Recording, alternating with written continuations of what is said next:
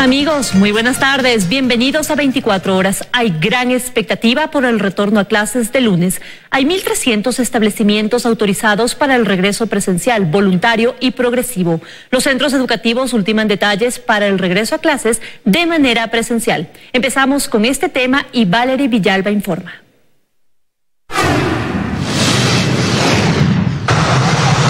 1.301 establecimientos educativos retornarían a clases presenciales de forma gradual a partir de este 7 de junio, según lo que anunció la ministra de Educación y también el presidente de la República, Guillermo Lasso. Esto después de que haya sido aprobado cada uno de estos protocolos por parte del COE nacional. Dentro de esta lista se incluyen también escuelas y colegios particulares, así como también fiscales que han adaptado sus aulas para que al momento de regresar no haya ningún tipo de riesgo para con los estudiantes. Algunos también han preferido no iniciar el lunes 7, sino un par de días más tarde para poder seguir adecuando y ajustando todos los detalles para este regreso a clases de forma gradual, y empezarían con los grados o con los paralelos de bachillerato. Los estudiantes van a venir de manera paulatina. ¿Qué quiere decir esto? Quiere decir que nuestros estudiantes vienen aproximadamente 2 veces a la semana. Con los más pequeños ingresamos el 21 de junio, de forma progresiva, voluntaria y segura, ¿no? Por otro lado, hablando también de las universidades y tecnológicos, han sido aprobados o autorizados 37 establecimientos, quienes también han adaptado sus protocolos y sus planes de acción justamente para que el regreso sea seguro. Hablando del tema del distanciamiento entre banca y banca, señalizado completamente cada uno de los puntos en dichos lugares para respetar estos 2 metros de distancia, además del uso obligatorio de mascarilla y por supuesto también el aforo en cada una de las aulas. Por otro lado, recordar que esto es de forma voluntaria, tanto para los padres de familia que deseen enviar a sus hijos a escuelas y colegios, como también para las universidades, y quienes no puedan asistir continuarán recibiendo la educación de forma virtual. 37 instituciones de educación superior están autorizadas para el retorno progresivo a actividades presenciales. Sin embargo, según las autoridades de varias de estas, no todas las universidades e institutos retornarán este lunes 7 de junio. A 3 días de la fecha de inicio, hay expectativa respecto a las universidades e institutos superiores que retomarán las clases presenciales este lunes. El presidente del COE nacional recuerda que lo que hicieron fue avanzar con los planes. Lo que hicimos es levantar la suspensión que había en 23 universidades que ya fueron aprobados todos sus protocolos y que venían operando, pero por el último estado de excepción tuvimos que suspender estas actividades, y a eso se suma 14 universidades, escuelas politécnicas e institutos superiores. Sin embargo, no todas las universidades comenzarán inmediatamente. La Universidad Internacional SEC, por ejemplo, lo hará a partir de mediados de este mes, como lo explica su vicerrector. Aspiramos iniciar el 14 de junio con las primeras actividades de retorno progresivo y voluntario. En una primera fase hemos previsto que este retorno considere, al igual que el año anterior, únicamente actividades prácticas. Y la Universidad de las Américas, UTLA, de acuerdo con la vicerrectora académica, todavía está a la espera de una respuesta de la autoridad para definir la fecha en la que regresarán a clases presenciales. A pesar de que la universidad se encuentra totalmente lista, la idea de la universidad es que apenas contemos con esta autorización, poder retornar al desarrollo de las actividades prácticas. Lo cierto es que ellos tienen aprobados sus planes y definidas las medidas de bioseguridad. Nosotros actualmente tenemos una planificación donde los estudiantes pueden venir con un aforo del 30% de cada uno de los espacios que nosotros tenemos habilitados para realizar las prácticas o recibir las clases presenciales. La mayoría de su planta docente cuenta ya con la vacuna y siguen también esperando conocer el número de estudiantes que regresarán de forma presencial a las aulas. Esto, dicen, no generará problemas con quienes no desean hacerlo. Todavía no tenemos una cifra, pues a los chicos primero vamos a invitarlos a estas actividades. Ellos nos dirán si desean o no participar de manera presencial o lo hacen de manera remota. No se olvide que estas actividades se van a desarrollar de manera híbrida. Es decir, un grupo de estudiantes estarán en el aula trabajando con el aforo respectivo, con su profesor, y otro grupo de estudiantes estarán de manera telemática conectados en esa misma actividad en tiempo real. Además, manejan grupos priorizados para el retorno a actividades presenciales, como por ejemplo estudiantes de grado y posgrado, que requieren desarrollar actividades enmarcadas en sus trabajos de titulación, entre otros. En Quito, María Gracia Acosta, 24 horas. La ministra de Educación, María Brown, señaló que durante este nuevo gobierno se prevé reabrir 900 escuelas rurales de las 1.500 que fueron cerradas. Luis Alfredo Zúñiga informa. El recorrido inició en Novo, el recinto Vijagual de Arriba. En este lugar, en donde encontramos vacas pastizando, son los exteriores de la Unidad de Educación Básica Narcisa de Jesús, con una estructura evidentemente olvidada. La maleza ha crecido, los baños no se han terminado y aunque los estudiantes no están, si hay un visitante, una zarigüeya. Polvo, telarañas, avisperos, es el panorama en este lugar. Todos se robaron esos techos, no ve que están las tazas de baño, se robaron el transformador. Esta escuela rural, a la cual se accede por caminos de tierra, recibía a cerca de 30 alumnos y cerró por pandemia. Que no está en condiciones es evidente, pero los padres de familia dicen que es importante que los estudiantes vuelvan. En el recinto Los Kioscos está la unidad educativa 24 de mayo, cerrada también en pandemia. Encontramos a madres del sector enseñándoles a sus hijos a metros de esta escuela. Indican que es importante su reapertura, pues las clases online han sido más un problema que una solución. Hay familias que no tienen cómo pagar un internet. Que esta escuela vuelva a funcionar no será de inmediato, pues hace falta limpieza y bancas. En donde también hace falta, y no solo limpieza, es la escuela Ciudad de Azogues del Cantón Lomas de Sargentillo. Los robos dejaron hasta sin agua a este plantel. Una plancha de zinc para evitar el ingreso a las aulas es lo que existe como seguridad y la maleza ha crecido.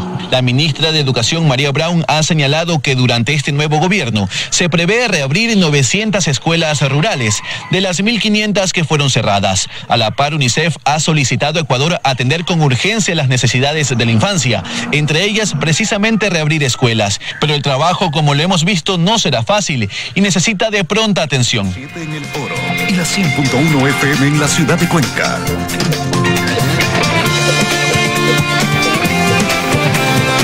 Estamos de regreso con más noticias. A pocos días de que termine la primera semana bajo el nuevo plan de vacunación, se registran ya muy pocos inconvenientes. El gobierno anunció además que este domingo llegarán 204.000 dosis de AstraZeneca. Belén Merizalde está en los exteriores del Colegio Don Bosco y nos tiene los detalles. Belén, muy buenas tardes, ¿cómo estás? Por favor, cuéntanos cómo avanza la vacunación. Adelante. Hola María Gracia, amigos televidentes, muy buenas tardes. Sí, hace pocos minutos estábamos en los exteriores del Colegio Don Bosco aquí en el norte de la capital, pero ya ingresamos para que ustedes tengan en sus pantallas la imagen de cómo se desarrolla a esta hora el proceso de vacunación. Son muy pocas las personas que se encuentran en este punto, al que hoy se tenía previsto inocular a cerca de 1.000 personas. Hasta esta hora se ha inoculado alrededor de 300 dosis, tanto de Pfizer como de Sinovac. El problema aún continúa siendo la falta de dosis de AstraZeneca. No obstante, el presidente Guillermo Lasso anunció hoy que este domingo arribarán al país 204.000 dosis de AstraZeneca. La ministra de Salud, Jimena Garzón, ya había reconocido durante esta semana ante la Comisión de Salud de la Asamblea Nacional que este cargamento debía haber llegado en mayo. Sin embargo, se registraron algunos retrasos. Ahora la expectativa es que durante este mes de junio lleguen alrededor de 406.000 dosis de la farmacéutica AstraZeneca. A este número también se suman las más de 100.000 dosis que llegaron esta semana de Pfizer, y el 16 de junio está previsto que arriben alrededor de 500.000 dosis de la farmacéutica china Sinovac. Con esto las autoridades señalan que se podrá acelerar la inmunización de esta primera fase del nuevo plan de vacunación, que hasta ahora se registra entre 86.000 y 90.000 personas inoculadas a diario. Recuerden también que ya está listo en el link lugarvacunacion.gov.es el cronograma de la próxima semana. Esto se actualiza cada miércoles, según lo mencionaron las autoridades. Es así que ustedes ya pueden ingresar a este link y conocer si ustedes estarían programados para su vacunación durante la próxima semana. También es importante recalcar que durante los fines de semana se inoculará a las personas que quedaron rezagadas, es decir, que no pudieron acudir el día y la hora en la que les correspondía. Nosotros vamos a continuar visitando otros puntos de vacunación para en nuestras próximas emisiones contarles también cómo avanza este proceso que, como les decíamos, hasta aquí ha fluido bastante bien. Esa es la información que nosotros tenemos a esta hora. Regresamos con ustedes de estudios que tienen más. Muy buenas tardes. Para ti también, Belén, una muy buena tarde y muchísimas gracias. La lista de espera para hospitalización y cuidados intensivos de pacientes con coronavirus disminuyó considerablemente en los hospitales de Guayaquil. La Mesa Técnica de Salud del COE Cantonal reportó esta semana una marcada tendencia a la baja en contagios y en decesos. Así lucen ahora las áreas de triaje y de emergencia de los hospitales dedicados a la atención de pacientes con coronavirus en la ciudad. Y que cada vez son menos los pacientes que llegan diariamente con el temor de haberse contagiado de COVID-19. En el Hospital Bicentenario, por ejemplo, en las últimas 2 semanas ha habido la mitad de la demanda. Antes atendíamos cerca de 200 pacientes cada día. Al momento atendemos entre 80 a 100 pacientes cada día. En Guayaquil hay una marcada tendencia de disminución y estabilidad en el número de casos sospechosos y confirmados.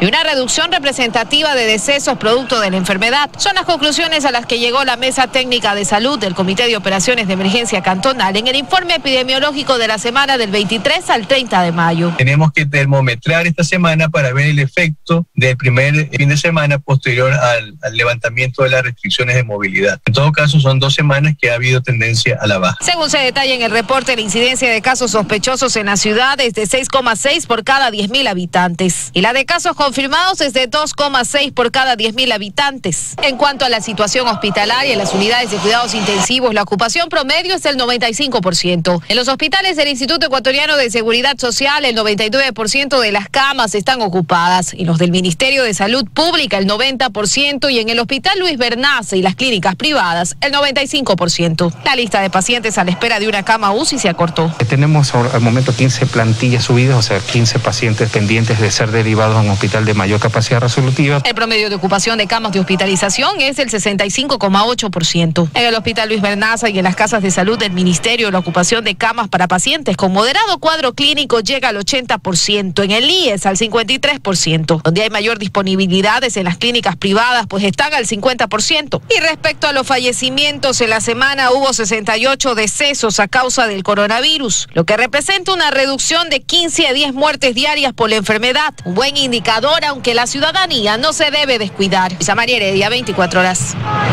Durante un recorrido por hospitales de Guayaquil, el vicepresidente Alfredo Borrero y la ministra de Salud, Jimena Garzón, detectaron falencias como falta de medicinas. Nos enlazamos con Luis Alfredo Zúñiga para tener más información. Adelante, Luis Alfredo, buenas tardes.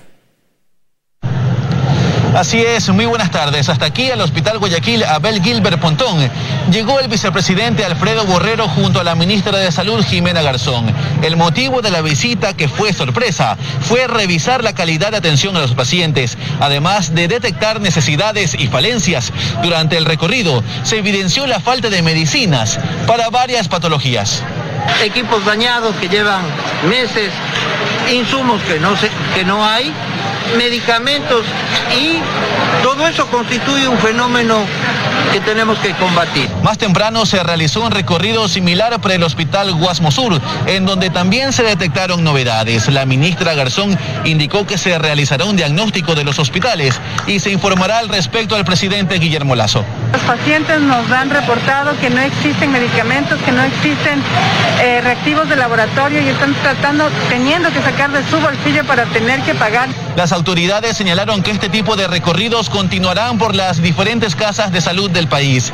El vicepresidente Borrero afirmó además que el presupuesto del Ministerio de Salud es de 2.850 millones de dólares, pero cuando el dinero es mal utilizado, no hay plata que alcance. En este marco, indicaron que se revisarán los procesos en los hospitales para evitar la corrupción. Esa es la información al momento. Continúan con más en Estudios. Muy buenas tardes. Gracias, Luis Alfredo. Buenas tardes. Y en otros temas, 1 millón de bienes patrimoniales continúan en riesgo en el edificio Aranjuez, ubicado en el norte de la capital. Aunque existía un proyecto para trasladar estas piezas al edificio de la UNASUR, el Ministerio de Cultura asegura que las instalaciones no tienen las condiciones técnicas adecuadas para preservar los bienes. El elefante blanco de UNASUR, que se alza imponente en la mitad del mundo, continuará con sus instalaciones vacías hasta que el Ministerio de Cultura y Patrimonio decida otorgarle alguna función. El último proyecto que pretendía trasladar las reservas arqueológicas a esta sede se echó para atrás. Según las autoridades de esta nueva administración, las instalaciones no reúnen las condiciones técnicas adecuadas para la conservación de más de 1 millón de bienes patrimoniales que actualmente están ubicados en el edificio Aranjuez. Que básicamente el 75% de los espacios que estaban pensados en su momento para las reservas están en subsuelos, lo cual es antitécnico por temas de filtración de humedad. Esta es una edificación construida con finalidades de oficina, que soporta una determinada carga por metro cuadrado. Sin embargo, las piezas tampoco podrían quedarse de forma permanente en el edificio ubicado en las calles Reina Victoria y Jorge Washington. 2 informes aseguran que las piezas de alto valor patrimonial estarían en inminente peligro. Primero es un informe de la Escuela Politécnica Nacional. Dice que las condiciones del edificio Aranjuez no ofrecen ninguna garantía para un comportamiento adecuado ante un evento sísmico importante. El Servicio Nacional de Gestión de Riesgos dicen que existe una posibilidad cierta de que ante la ocurrencia de un evento sísmico o severo colapse el edificio. Estamos pidiendo opiniones de ingenieros, de gente experta en el tema de construcción, para ver cuáles son las medidas de reforzamiento estructural. Otro de los grandes inconvenientes, según el Ministerio de Cultura y Patrimonio, radica en el costo de mantenimiento de esta infraestructura, pues bordea los $700.000 anuales. Un monto que aseguran tampoco podría asumir esta cartera del Estado. El edificio de UNASUR, construido sobre 20.716 metros cuadrados, le costó al Estado ecuatoriano más de $43 millones. El Ministerio de Cultura y Patrimonio espera que al finalizar este mes se cuente ya con un nuevo proyecto de uso para el espacio. En Quito, Daniela Valencia, 24 horas. La Ley de Educación Intercultural tiene el respaldo de la Comisión de Educación de la Asamblea Nacional. Los legisladores aprobaron por unanimidad esta resolución tras analizar los pedidos de inconstitucionalidad que ha recibido la normativa en la Corte Constitucional. La Corte Constitucional admitió a trámite 2 demandas de inconstitucionalidad a la Ley de Educación Intercultural, por lo que se suspendió la aplicación de la normativa hasta que la causa sea resuelta. Esta decisión ha generado algunas reacciones. Por ejemplo, la asambleísta Dina Farinango presentó un recurso en defensa de la normativa que establecía el incremento del salario de los maestros a $1,000. Siempre nosotros vamos a defender los derechos de las grandes mayorías de todos los ecuatorianos. Es realmente demostrar en la práctica la defensa de nuestra niñez y de nuestra juventud. A este respaldo se sumó la Comisión de Educación de la Asamblea Nacional, que de forma unánime aprobó una resolución en defensa de esta ley. Dicen que la normativa sí tiene recursos y que puede aplicarse. La Corte Constitucional en este momento tiene en sus manos resolver a favor de los maestros. Hay el presupuesto, la ley está bien concebida. La resolución también exhorta a la presidenta de la Asamblea para que entregue toda la información que la Corte Constitucional solicite. Con esto también esperan llegar al presidente Lasso. Estamos convencidos de que es un hombre que va a entender que una de las herramientas importantes es el tema educativo. En Quito, Andrea Samaniego, 24 horas. En Galápagos están a la expectativa de la llegada de turistas tras el anuncio del gobierno de permitir que los viajeros ingresen a las islas con su carnet de vacunación. En abril, Galápagos recibió 6.700 visitantes. Esperan que en junio este número se incremente considerablemente. Lo que para el resto podría significar solo una opción dentro de las posibilidades de ingreso a un aeropuerto. Para la economía de Galápagos, la alternativa de que ahora los turistas puedan presentar su carnet de vacunación para entrar a las islas es una gran noticia. Por ejemplo, el principal mercado de Estados Unidos, y considerando que la población de Estados Unidos se encuentra prácticamente vacunada, para ellos se convierte en un beneficio y una alternativa positiva el viajar a Galápagos, también considerando de que ellos tienen vuelos casi directos a Galápagos solamente con una parada en Quito, Guayaquil, lo que implica para el turismo menos paradas, menos riesgo de contagio. Galápagos, que recibió en el 2019 25 turistas por mes y que luego de la pandemia no ha logrado alcanzar ni el 30% de esos ingresos. Hasta ahora ahora se ha sostenido con la llegada de turistas nacionales. Esa es una dinámica que puede cambiar en cualquier momento. Entonces las expectativas están siempre desde que ya hemos pedido que haya un proceso de reactivación. Las expectativas han estado ahí, que lo que más puedan regresar los turistas y ojalá sería así. La llegada de visitantes ha ido subiendo lentamente.